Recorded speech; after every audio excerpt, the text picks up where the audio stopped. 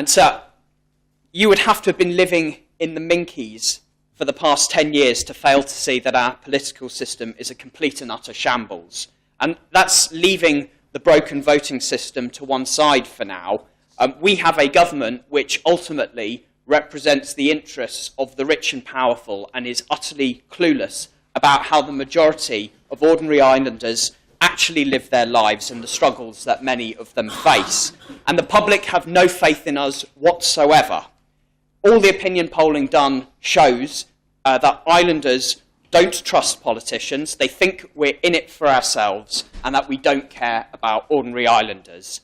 The annual social survey in 2014 showed that 75% of the public have no faith in the states. And the most recent Change.je opinion poll had 82% of the public saying that we're going in the wrong direction. And when we go out knocking on doors at election time, asking for people to come out and vote for us, we're faced with the same statements time and time again. Why should I bother voting?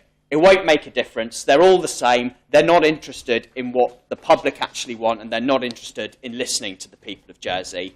And who can actually blame people for thinking this way when we have Council of Ministers who perform so poorly and act completely oblivious to their own failings? And those failings are numerous. Firstly, they have no control whatsoever on population growth, with their own targets being breached 4 times the limits that they set themselves.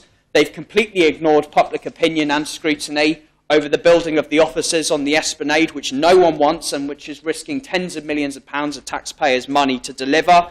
They lose hundreds of thousands of pounds on films which never happen and on companies which disappear off the face of the planet. They let their civil servants fly business class around the world on jollies and don't have the guts to discipline them when it's clear that they've behaved wrongly.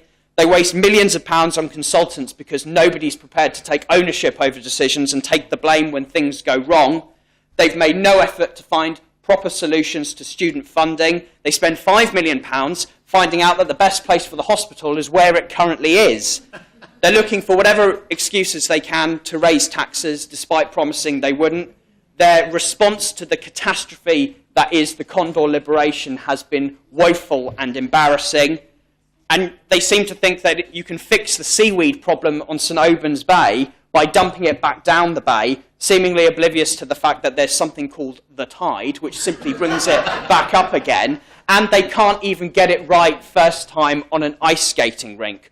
But worst of all, worse than any of these, is that not only have they presided over growing income inequality, a drop in the standard of living for thousands of islanders, and the rise of food banks, but they've actually made it worse by pushing through £10 million of cuts to support we provide for pensioners and disabled people, some of the poorest and most vulnerable people in our community, with no second thought as to the impact it will have on these people's lives, and whilst they go out of their way to protect the wealthiest people in Jersey.